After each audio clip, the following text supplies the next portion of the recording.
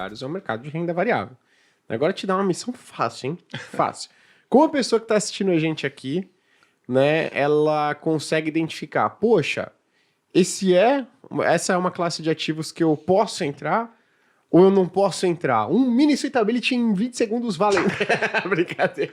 Mas assim, como é que a pessoa pode pensar, poxa, será que eu consigo? Eu vou suportar, né, o mercado de fundos imobiliários, dado o meu perfil? Vocês trabalham muito com suitability, né, identificar o perfil das pessoas. Perfeito. Não, excelente. Eu vou fazer A gente nunca fez um suitability de fundos imobiliários, né? Uhum. Mas vou fazer um paralelo com o nosso perfil de investidor que a gente trabalha para carteiras como um todo.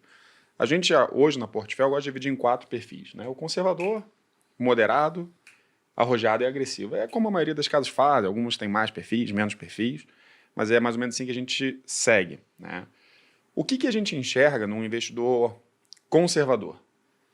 A pessoa conservadora é aquela pessoa que precisa da cota positiva todo dia. É aquela pessoa que, se por um dia ficar negativo, ou render zero, andar de lado, ela já começa a se sentir desconfortável. Tem gente que olha todo dia? Tem. Tem? Olha, acho que muitas pessoas, especialmente quem está começando a investir, né, Ricardo, tem aquela vontade de olhar o home broker, olhar as ações. Tem narrador de pregão. Narrador de pregão. Narrador? Narrador de pregão. O cara tira o olho do home broker, subiu 2 centavos, caiu 2, subiu 2, caiu 2. É o narrador de pregão. Olha lá, olha no lance.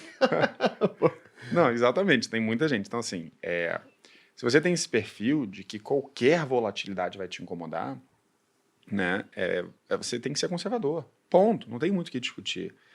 E as pessoas falam assim, poxa, Felipe, mas eu posso ser conservador quando as coisas estão ruins e agressivo quando as coisas estão subindo.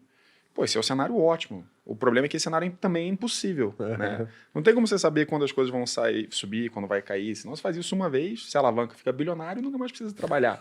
Né? Então, assim, se você tem esse perfil, fundo imobiliário não serve para você. Você é uma pessoa de renda fixa e renda fixa high grade, né, Ricardo? Aí você pode entrar ali para o moderado. O que é esse moderado? É uma pessoa que gosta da consistência de resultados, mas assim, se um mês ficar abaixo do CDI, né, um mês ficar um pouquinho negativo, 0,5%, não vai se incomodar tanto.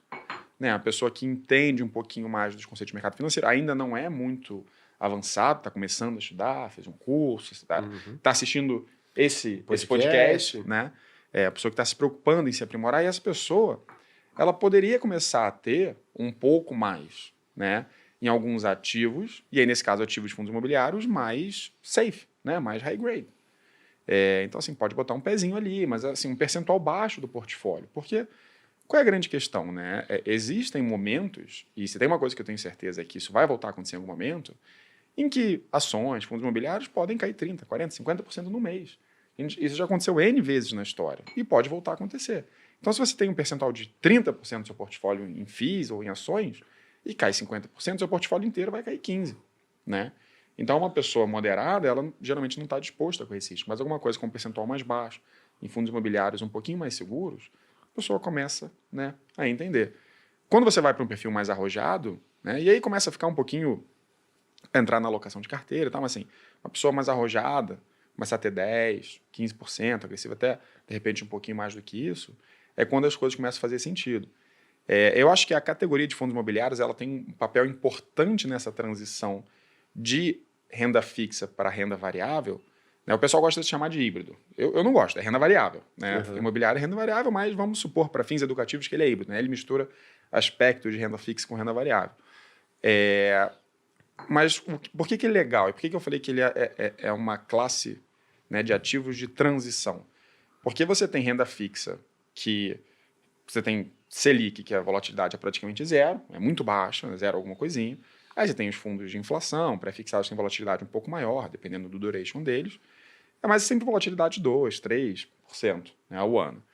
Você tem ações no Brasil, nosso querido Ibovespa, né, que a volatilidade é 24%, 25% ao ano.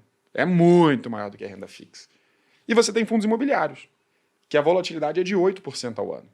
Então, a volatilidade é uma medida que a gente tem do comportamento estatístico daquele ativo e do quanto ele pode se afastar, com determinada confiança, né, da média esperada de retorno dele. Perfeito. Então, quanto maior a sua volatilidade, mais caótico pode ser o resultado. Muito para cima, muito para baixo. E a Perfeito. gente vê que fundos imobiliários tendem a ter um comportamento menos caótico do que ações.